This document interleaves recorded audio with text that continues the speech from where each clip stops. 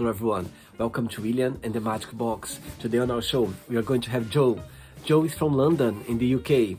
So let's see what Joe has to say. Enjoy the interview.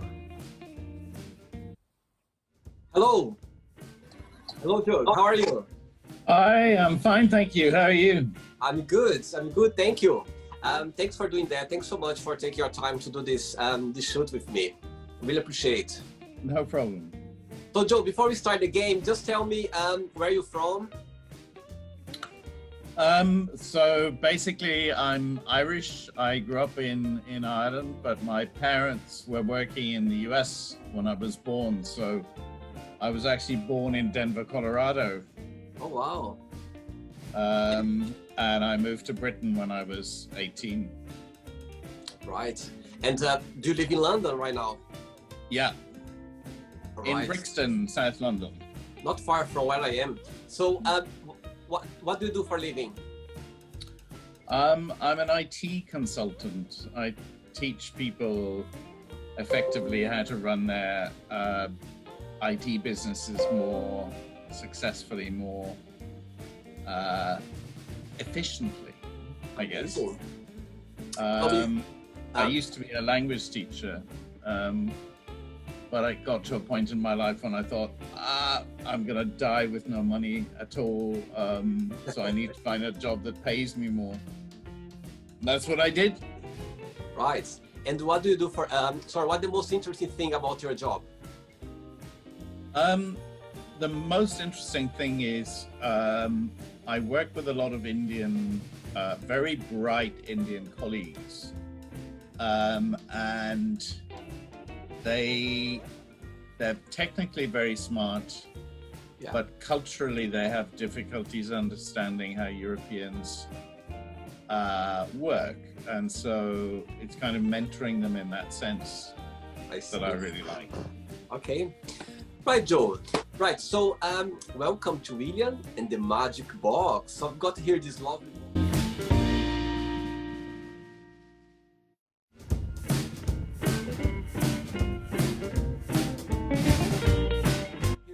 box full of random fun questions, okay? What are we going to do now? I'm going to play some music just for us to get relaxed, to get in the mood, and we're going to start the game. Are you ready? Yeah. Let's do it.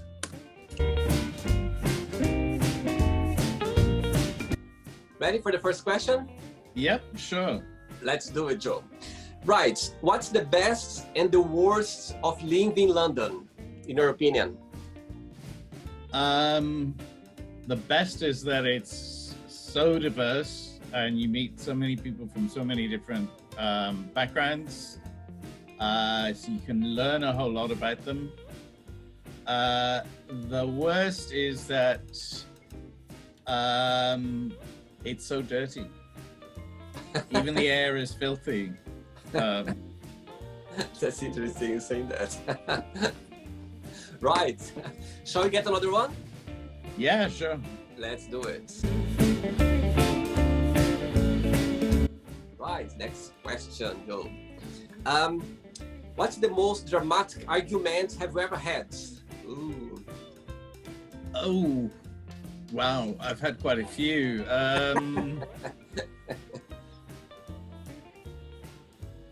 I suppose in some ways the most dramatic, I had a partner, a Spanish partner who became HIV positive in 1987. Okay. And he thought that, because at that time it was a death sentence, you know? Yeah. So he said to me that it was going to be far better if we split up. Oh. Because he didn't want to be a burden to me. And I had to argue with him against that.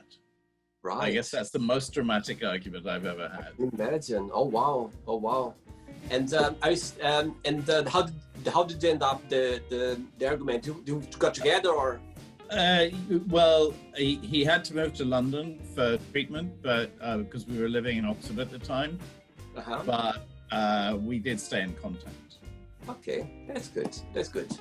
let's do another question. That was quite a serious answer. It was no, it was. I mean, that's. I think the whole aim of the show is there are not wrong or right answer. It's just different point of view. Yeah, background. sure. Absolutely. So don't just relax. Let's enjoy another one.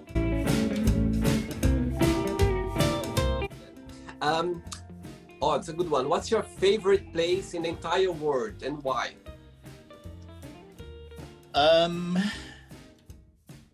So I grew up in Northern Ireland during the Troubles, so there was always war and the house got bombed and things like that. But my aunt lived on an island off the west coast of Ireland, a place called Achill. Okay. And we used to go there as soon as school was finished to escape the Troubles when I was a child. And it was completely free. So there was no obligation to do anything. You could wander all over this island. It was on the sea. You could swim all day. You could climb mountains. My aunt was a wonderful kind of hostess, and she, I don't know, I mean, she would have maybe 12 or 14 kids staying because, you know, she had her own children, she had cousins of mine, she had cousins of their cousins, and all this kind of thing. And we used to have a fantastic time. Oh, that's amazing. So that was a fantastic place to go when I was 9, 10, 11. I'll tell. I mean, there are other places I love, like, you know, I love Ibiza, for example.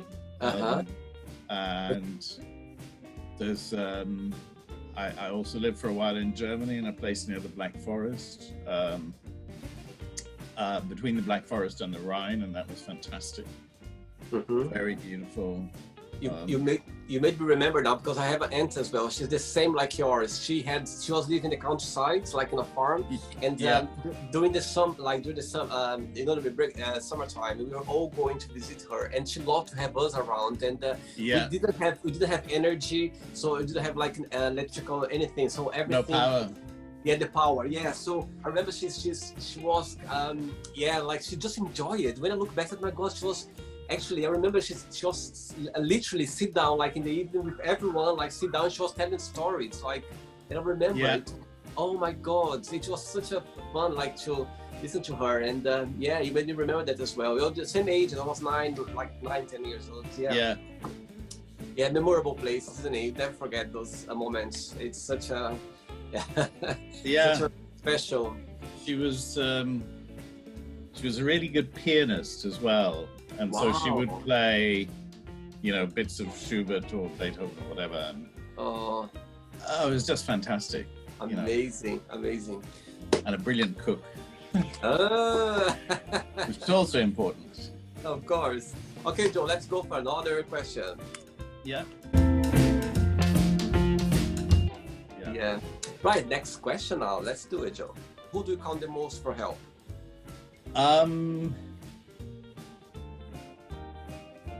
I guess I have 2, 3 very good friends that I count on for help. The interesting thing is that, you know, I know who's got maybe better skills at emotional support, who's got better skills at other types of life advice. So, you know, I turn to them. So, my partner is Scandinavian. He's very practical, but he's not maybe the most emotionally sensitive, so I have other friends who I talk to about that kind of stuff. I see. Yeah. Okay. So, several different people. Right. Let's get another question. Let's do it. Hi, Joe. Let's get another question. What is the most difficult thing have you ever done?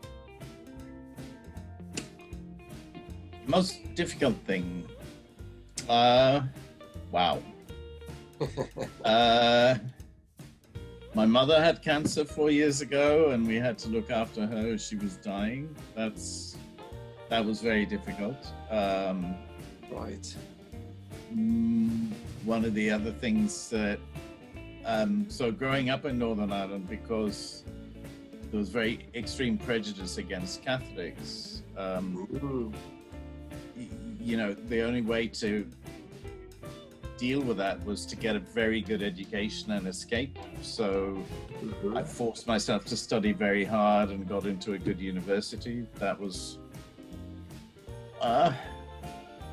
yeah, I guess those are the two hardest things. Yeah. Okay, that's cool. Joe, are you enjoying so far the show? Enjoy? Yeah, it's interesting to see how it's going. Good, very good. So I seem to be thinking about long ago events quite a bit, but hey. That's the whole thing about it's like I've been receiving like feedbacks from people that worldwide that I've done the shoot with, and they say the same thing as I said. William, it's very interesting because it makes me think about some like past things that happened to me in the past, something that I don't think every day, doesn't come out naturally. So sometimes it just make me go back in moments and everything. So yeah, the whole thing. Yeah. About the magic box here with me. Let's get another question. Let's do it. All right, let's get another question. What bores you? Snobbery. All right. And people who are so preoccupied with the class system that they create barriers between themselves and other people. I can't stand that. Agree. And what else? In England, there's this really sort of unintellectual approach to life, where you just accept things, you don't analyze them, you don't criticize, and that makes me furious. Right, and bored as well. Well. Yeah, because you end up with nothing to talk to those people about, you know. Yeah.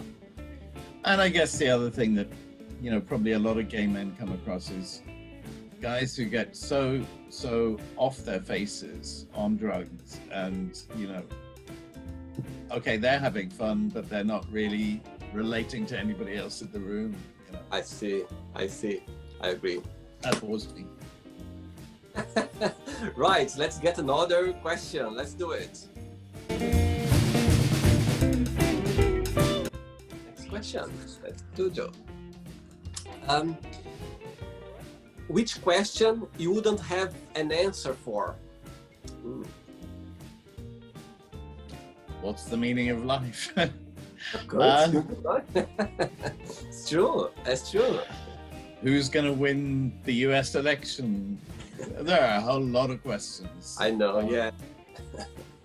But yeah, I have ideas, but yeah, those are two fairly obvious ones.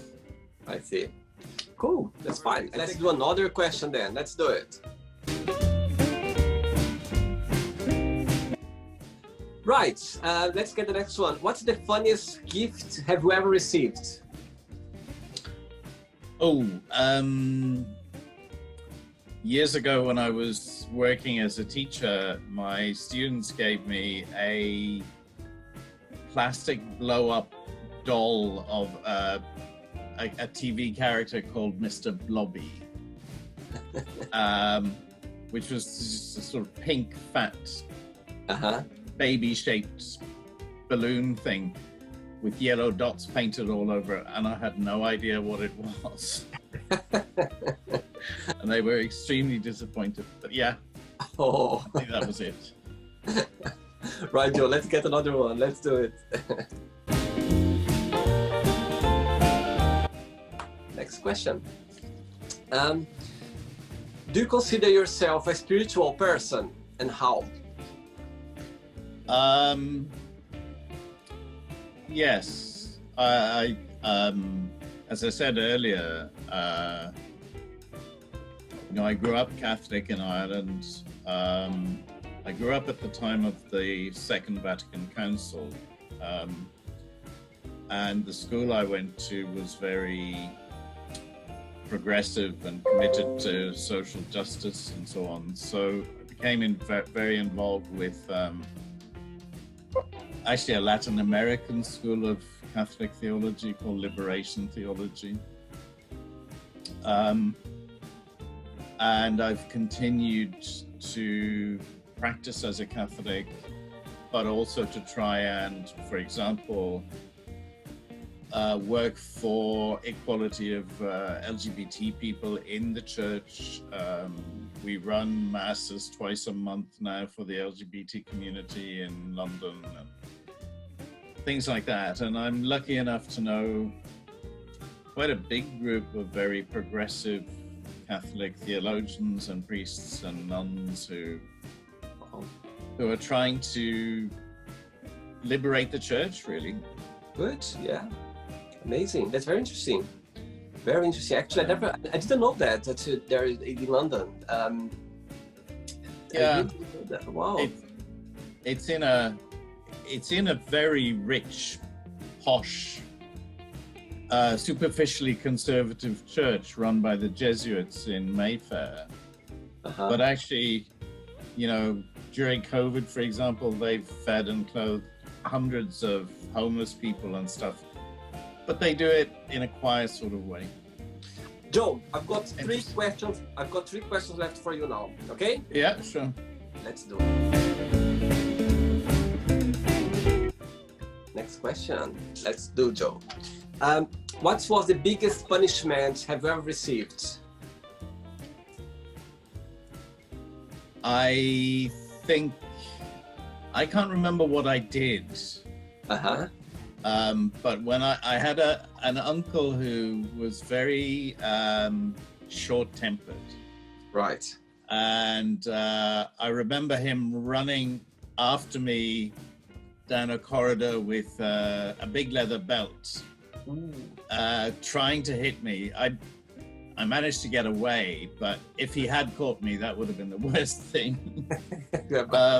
I still can't remember what it was. I think maybe he'd been working late the night before and I woke him up early or something.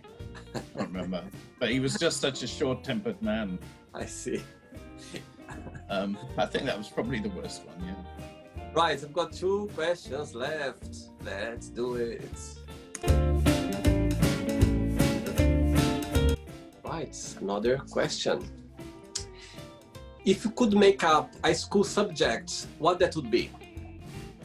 If I could make up a school subject? Yeah, what that would be?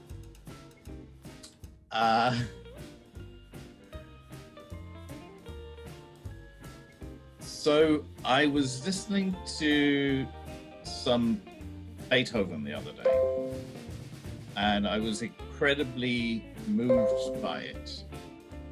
And I read something that somebody said that Beethoven had said, and he said, music is the mediator between the spiritual and the sensual. So if I could make up a subject to teach in school, it would be how music mediates between the spiritual and the sensual, I think. Because it really does do that for me, and probably for a lot of people, but I think they don't sometimes understand that, you know, Sure. or understand how it works. I heard once that when you sing, you pray twice. Yeah, that's true. Yeah, you sing pray twice. I heard that something took my mind for a while. Yeah, it's something very true. Right, I've got 1 question left. You ready? The last one? Yeah. Let's do it. Right, let's do it. By the way, can you sing, Joe? In the bath. Right, that's a good question now. Describe yourself in a positive and a negative word. I'm a good listener, and people engage with me when they need to talk. Okay, approachable, very approachable. Yeah, I don't know what it is. Maybe people think I should have been a priest too. And the worst thing in some ways about me is that I find it very hard to work consistently on a steady level. So sometimes I'll be lazy for 2 or 3 days, and then I'll get some energy and start doing stuff, and then I'll flake out again. And I just wish it could be much more even. I'm sure there are much more negative things, but that's the one that annoys me most. All right. Okay, Joe, it's not the end yet. Okay, what am I going to do now? I'm going to give away some words, and you just tell me the first thing that comes to your mind. Okay, just one word. Okay. Let's start with family. Mother. Money. Euros. Politics. Mess. Tax. I love it. Religion. I love it. Fear. Don't believe in it. Friendship. Very valuable. Desire. What springs to mind? Beauty. Regrets. I don't believe in them. A wish.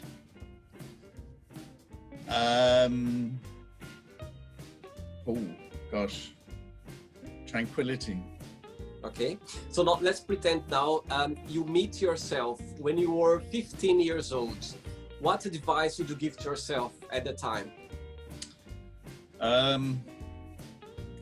Life isn't going to be as hard as you think it might be. Good one. Joe, let's play now Joe and the Magic Box, and you can ask me a question, okay? Right, Joe, you can ask me a question now. So, okay, if you had to cook a meal without using any spices, but using lots of herbs, what herbs would you choose? Right. First of all, I'm not good at cooking to start with, but I learned actually a few things during this lockdown. Right, which herbs? Do you know what? I'm not sure if the name in English, but I remember my mom cooking that even when I talk about it, I can even smell it. It's like a green... Yeah. It's called chive, and it has a slightly oniony taste. Yes, chives. Yes, chives actually. Yes, chives now. Yes. I would use that because it's. I think the flavor of it is so strong. I mean, for me, the flavor is very strong and kind of it can make the whole sauce and everything. You can get that. So I remember my mom doing that, and she was put like rice and a few things, and I just love it. And I just I would do that. It's fantastic on scrambled eggs. Yes, absolutely. There you go. Yes, absolutely. Joe, did you have a nice time? Did you enjoy? Yeah, it was very enjoyable. Yeah, that's good. I'm glad to hear. Just before you go, I would like you to share a positive quote or a positive message, something that inspires you. So again, I was telling you about listening to Beethoven the other day, and then looking at some stuff that he'd said, and one which really amused me and stuck in my mind is he says that only the pure in heart can make a good soup. Oh. I just love it. I think it's so true in some ways, so practical and so true. Yeah, absolutely. Joe, thanks so much for your time. Thanks so much for being so kind and take your time to do this experience with me. I really enjoyed. I think, as I told you, I think the whole thing of this project I'm doing now, this YouTube channel, is about interviewing people worldwide with different backgrounds, different beliefs, different stories to tell. And at the end of the day, everyone leaves with a positive message. And I just hope you enjoyed, because I really had a good time. Okay? Good. Thanks so much. Thanks so much. Hope it's useful. All the best to you. Okay? Thanks so much. You too. Have a nice evening. Bye-bye. So, did you like the show? Don't forget to give a like, share it, and also don't forget to subscribe to the channel. And if you'd like to be part of the show as well, first, subscribe to our channel, and after that, just go to our website, www.williamandthemagicbox.com and send us a request saying why you'd like to be part of the show. And I see you there. Bye bye, see you next time.